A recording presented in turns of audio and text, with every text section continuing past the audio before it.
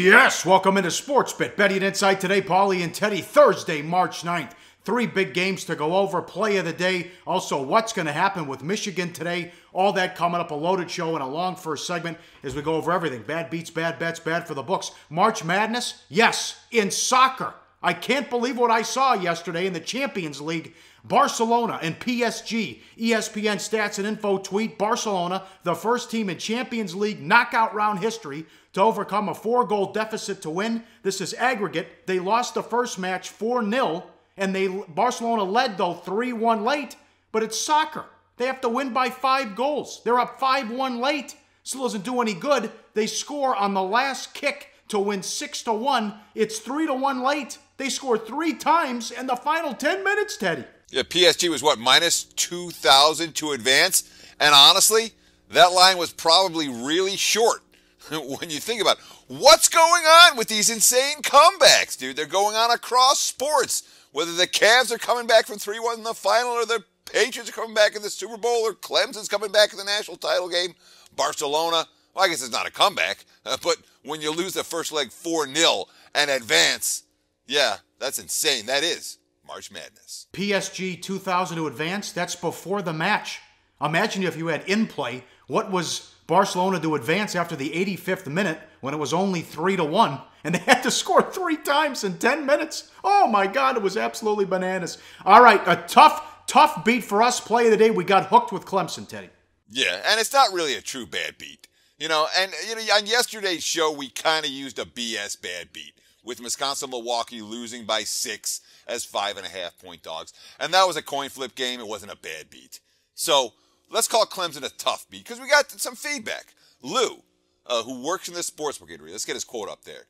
Just some feedback, but what's a bad beat for one guy is a huge win for somebody else. I get that angle. I get that the angle is bad beat losses from the perspective of the loser. Though, if you're the beneficiary of fluke outcome, you're high on life the morning after. So by at least mentioning the good fortune of the winner, I think you're promoting betting more effectively. Bad beats can be okay when the beats are legitimately bad or compelling, but just looking at games daily that fall close to the spread, I don't think qualify. The lines are sharp. So a 5.5 point dog lost by 6, I don't think that's a bad beat. You know what? That's good feedback, Lou. You're right. You're absolutely right. So Clemson plus 6.5 is not a bad beat. It's just a tough beat. The game went back and forth across the number down the stretch. 3-point lead by Duke with 37 seconds left. And the rest of the game was all 2 guys. Jason Tatum, 4 of 4 from the free throw line. Marquise Reed, 0 of 2 from the 3-point line. That equals a 7-point win. But it's worth noting, Brownell stopped fouling down 7 with 24 seconds left. I approve. Even though it was bad, very bad, Pauly, for our play of the day chances. Turned them from long shot into dead. There's another bad beat. Duquesne bet up from 2 to 4 over St. Louis. They lose the game 72-71, but they're up 5 with 20 seconds. Dude, the Dukes are up 28-12. Again, they're basically playing at home, all right, in Pittsburgh. They led by 16 for extent, whatever. They're up by 16 with 14 and a half minutes to go in the second half. They're comfortably in control. And yeah, still up by 5 with 20 seconds left. St. Louis hits a shot, 71-68. And then 2 missed free throws. St. Louis scores at the other end. Turnover. And then St. Louis scores, makes it 71-70. Then 2 missed free throws. St. Louis scores with 2 seconds left. 72-71 final. Duquesne misses a jumper at the final buzzer. Yeah, if you had the Dukes, oh, that's brutal. If you had the Billikens, hey, you're walking around on cloud 9 today. Well done, catching that one. All right, Teddy, let's have some fun with this. Bad for the books. Air Force. They took money at the Mountain West tournament here in Vegas, plus 6 down to 4.5 against Wyoming. They win 83-68. It was 25-0 to start the game. Wyoming didn't score till 9 minutes in. And the thing that made me crazy about this game, it was 23-0 before Coach Edwards took his second timeout. All right, there's no reason to keep him in your pocket, Coach, because the entire rest of the game was garbage time, plain and simple. And you got to call this one. We do bad beats, bad bets, bad for the books. How about bad for the fans? Think about it. You're getting from Laramie, Wyoming, which is not an easy place to get to, Vegas from. You make the trip to Vegas. You expected a grudge match against Colorado State in round 2.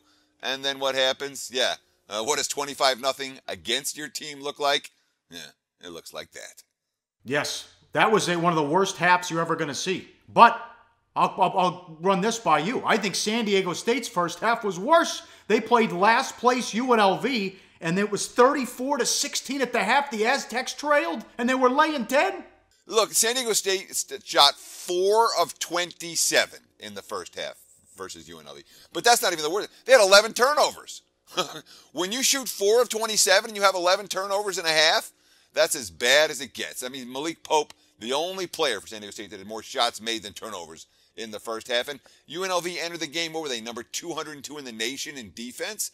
You might say that was the 20 worst minutes of Steve Fisher's entire career. But the Aztecs showed class in the second half, and UNLV showed their true colors, which leads to bad beats and bad for the books. San Diego State opened 8.5, closed 10, even 10.5 in some spots. They win by 10 in overtime. UNLV missed a ton of free throws down the stretch. They're up 21 in the second half. It goes to overtime. It's 12-0 Aztecs. UNLV's only basket with 5 seconds left. They lay it in. Yeah, the uncontested layup to get it back to 10. This is two teams that combined to shoot 36 for 115. That's 31.3% combined. But what an awful result for UNLV bettors. It was an awful result for the books, and it was pretty awful basketball. Rebel bettors really took it up the wazoo in that one. And, of course, the books never like it when the game falls right on the number. Now, all the money, as you mentioned, came on the Aztecs, who get there in overtime. How about some bad bets now? Stanford in the Pac-12 tournament bet up from 3.5 to 5.5 against Arizona State. They lose by 10 in overtime. Exciting game. Yeah, it really was.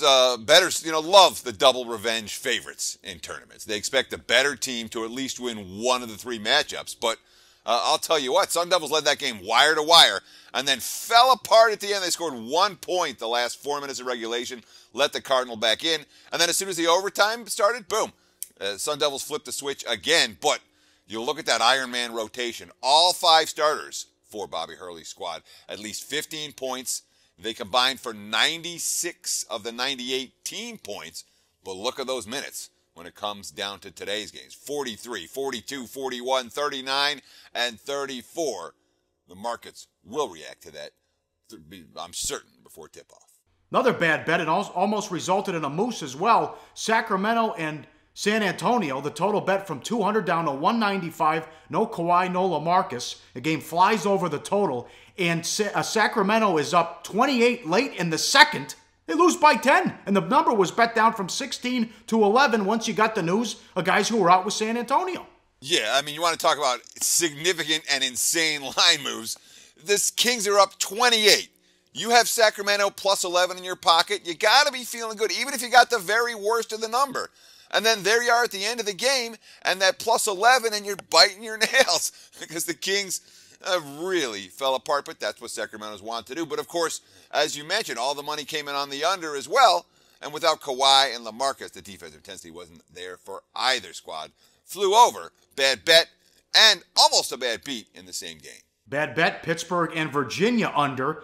Bet from 118 down to 117. Never had a chance. No, both teams were hitting threes. The refs didn't swallow their whistles. The game flew over by 20-something points. That truly a bad bet. Good discussion here about hedging. We didn't have time for this the other day, but at William Hill US on Twitter, Darren Ravel tweeted, a bettor put $500 on UW Milwaukee that would win the Horizon League before the tournament. They were 200 to 1. He wins $100,000 if they would have beat Northern Kentucky. It's a perfect example of locking in a profit and people who don't know how to hedge. He apparently did this with a lot of long shots. It's also, apparently he didn't hedge in town, but if you're betting $500 on every long shot, I don't think you're hurting for money. No, so I don't get it. So he did hedge or he didn't hedge? What happened? I know that he had... No, he didn't hedge, but this is a perfect example of why you would hedge and lock in a profit that you could have won $100,000 with a team that was 40 minutes away from cashing a ticket, and all they were was a 5-point underdog. Oh, absolutely. And again, even if you don't hedge before tip-off, you can do something during the game. And we talk about the concept of hedging and locking in a profit. All right. When you're risking 500 with a potential return of $100,000, it's okay to take some of that 100 grand and lock in some type of a profit. All right. If it's a small, you're like, oh, I'm going to win, $500 with this long shot wager, 1,000 or 2. It's a very different story. When you have 100K of potential profit to play with, it certainly makes sense to hedge off something, especially because they're dogs in the final. They've just, they've gotten there for you. They've earned their value. This 200-to-1 ticket is now, what were they on the money line in that game? They were in the plus $2 range, So it doesn't hurt to lock in a profit right there and then. But at the same time, if a guy's looking for a big score, well, more power to you. If you run around betting $500 at a time on long shots, as you mentioned, maybe a big score is what you're after. Up next, big game breakdown. Before that, what in the world's going on with Michigan? We'll get to their scary situation with the plane ride that didn't happen, and then the play of the day on Sportsbit. Betting Insight today on SBRpicks.com. Go to SBRodds.com. Browse, compare, and shop live odds available at top online sportsbooks. Back on Sportsbit Betting Insight today, Pauly and Teddy. Follow us on Twitter at Pauly Howard, at Teddy_covers. The game could be already underway or over by the time you watch us, but still wanted to point it out because we tape in the middle of the night. Michigan plays the 9 a.m. Pacific game in D.C. against Illinois in the Big Ten tournament. They were going to land this morning at 8:30 local time and then go right to the arena for the noon tip, Teddy. I mean, John Beilein had the great quote about, we're lucky that plane didn't get in the air because of the damage to the plane, because the winds were so bad. Who knows what would have happened if they actually got up in the air when they took off from Michigan Thursday. Sure. Potential tragedy averted. Here's a tweet from Tyler Davis from the Wolverines. Scariest moment of my life, but we're all good. Go Blue. So here's the question, Paul. You ever had a near-death experience? Okay, I've had a couple, and the one that stands out. Oh, yeah. I ran a snowmobile into a property wire. I should have been decapitated, and I wasn't. The post broke because I was going too fast. It was insane. And the way you walk around the next couple of days, the next couple of weeks, you're like bulletproof. All right. You're thinking about it constantly, but you're almost walking around like ain't nothing going to hit me. So when we talk about how will Michigan react, high winds, a situation where everyone feels like their life is in danger, and then everyone's fine. And all you have to do is just get to D.C. and play a basketball game.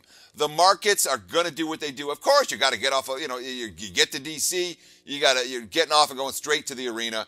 It's obviously an awkward situation. And we've seen nothing but money come in against Michigan from the get-go once this became breaking news. But I'm telling you right now, Michigan is live to win this tournament in a way they might not have been had this incident not happened. That being said, there is a realistic chance that the adrenaline wears out in the second half, and Illinois, who's been playing good basketball, comes in and sends the Wolverines home after just a single Big Ten tournament game. They're either going to lose the game straight up or they're going to win this tournament or make a deep run in the tournament. I just don't know which.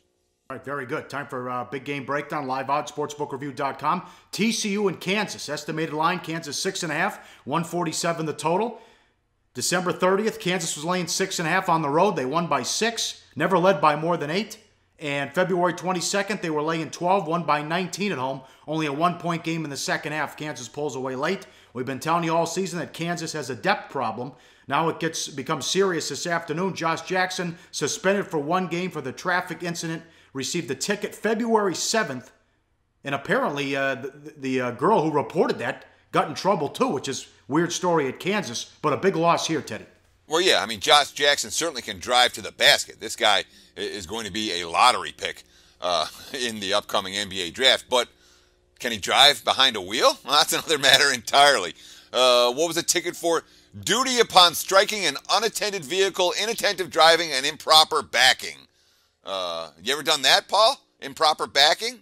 I got a ticket for an illegal U-turn at 2 in the morning one time, and there was no one around. I couldn't believe that. Sure, good times behind the wheel. The bottom line is Josh Jackson's got to sit out the game. Bill Self, quote, although Josh has acknowledged his responsibility and has handled it himself, he didn't tell me about it until Monday.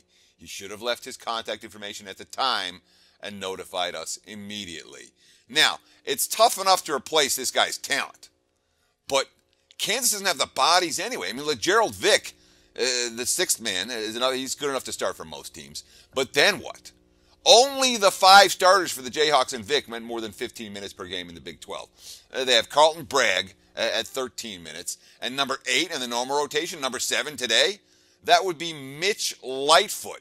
Mitch Lightfoot played 39 minutes in the entirety of the Big 12 campaign.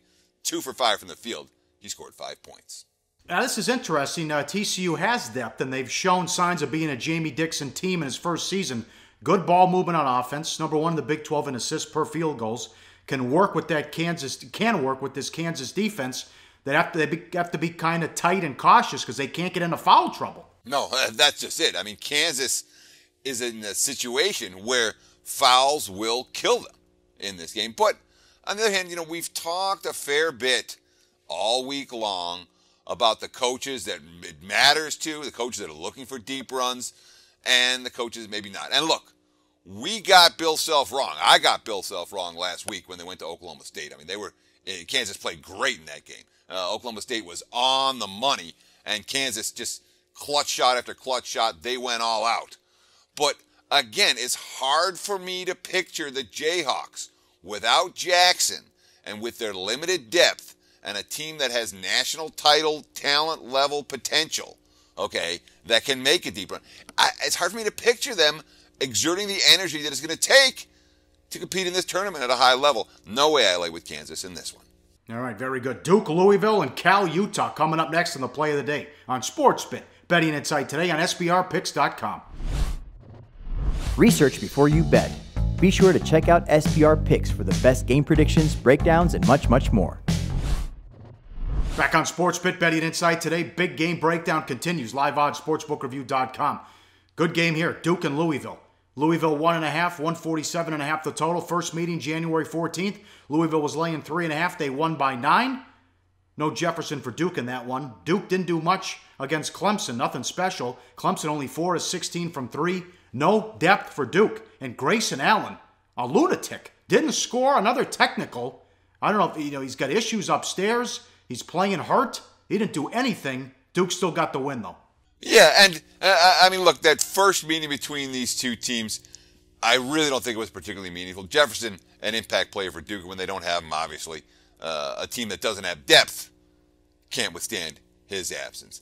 And, I mean, Clemson stunk yesterday in many ways. Certainly on the offensive end of the court, they weren't particularly efficient, and Duke did just enough to survive and advance. But look at the minutes. Kennard, 39. Tatum, 39. Jackson, 35. Jones, 34. Jefferson, 31. And as you noted, Allen, I mean, he had more fouls than rebounds, assists, and steals combined and went 0 for 4 from the field and didn't score a point. All right. I'm not expecting him to get much healthier overnight. Duke is going to have issues as this tournament progresses if they survive past this game because of those depth concerns. I mean, the one thing they did have yesterday, they had the balance. Kennard, Tatum, Jackson all scored 20 in that game. But from the bench, 2 points, 3 rebounds, 6 fouls, 1 turnover. Not much. I think this means a lot for Louisville. Lost in the first round of the first AC tourney 2 years ago. No tourney last year. They have the numbers that Duke doesn't. 10 different players average at least 11 minutes per game in the ACC. Mitchell, 34 per game. Snyder, 33 are the only ones over 30. And Pitino probably will use his defensive pressure to wear Duke down in this one. Well, that's the beauty of what Louisville wants to do in this game. Okay, they don't need to come up with steals.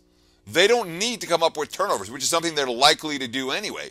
But all they got to do is make the Blue Devils work hard and wear them down as the game progresses. Now, Duke has the NBA caliber talent. You look at Louisville's roster, there's not a guy on this team that's going to be a first-round NBA draft choice. Certainly no one looks like an impact player at the next level, where Duke, I mean, who knows how many of those guys are going to be an impact player on the next level. So from a pure talent standpoint, you can understand why Duke is priced competitively in this ballgame. But as we'll talk about when it comes to play of the day time, from a situational standpoint, this game means a whole lot to Louisville. I'm not convinced that's the case for their opponent. All right, that from one 4-5 matchup to another 4-5 matchup. This is a projected line. Live odds, sportsbookreview.com. Cal and Utah, projected line pick'em, 131.5. First meeting, Cal was laying 4 at home, won by 2 in overtime. They just played last week. It was ugly. Utah was laying 2.5. They won by 30 at home, 74-44. So the quick rematch from the complete meltdown. Utah was up 22 in the first half, and then Cal mailed it in. Cal probably has to win this one and then beat Oregon in the semis to make the tournament. Sure. Again, when we talk about the must-wins and the on-bubbles and all of that, it is most assuredly priced into the numbers. I want to talk about the live odds from sportsbookreview.com because, look, I pay for a line service. If you're betting at a serious level, it's a good thing to do because you get the moves in real time.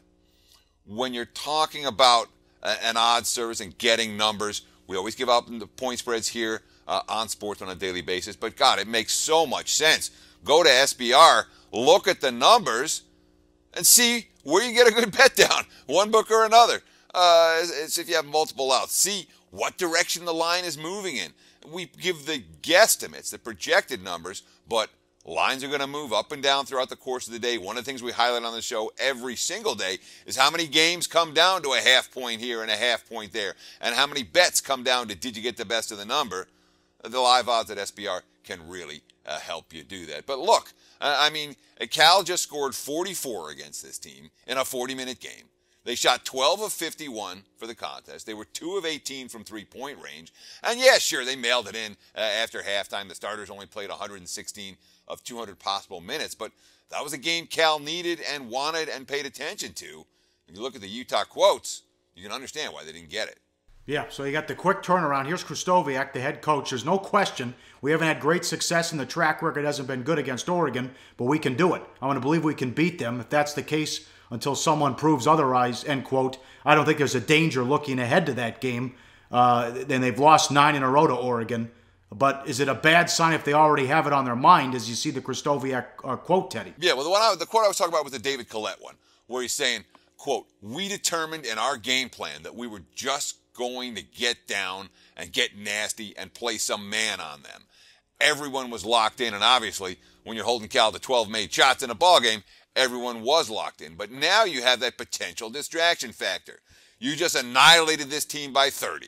Okay, you have an Oregon team that has beaten you 9 straight times, and the players and coaches are already talking about Oregon instead of talking about Cal in a pick'em type ball game. To me, that is something of the concern. But the question is Cal good enough to make a difference? Because Cal's season didn't end very well. And we know the talent level is there, but we're hearing rumblings. I'm not hearing real good rumblings about that program of late, and I've got my concerns about whether Cal can take advantage, even if Utah isn't fully focused. Teddy, they're up 2 with a minute left against the worst team in the from a power conference in Oregon State. They're up 2 with a minute left on a neutral. Cal's been horrible lately. Horrible.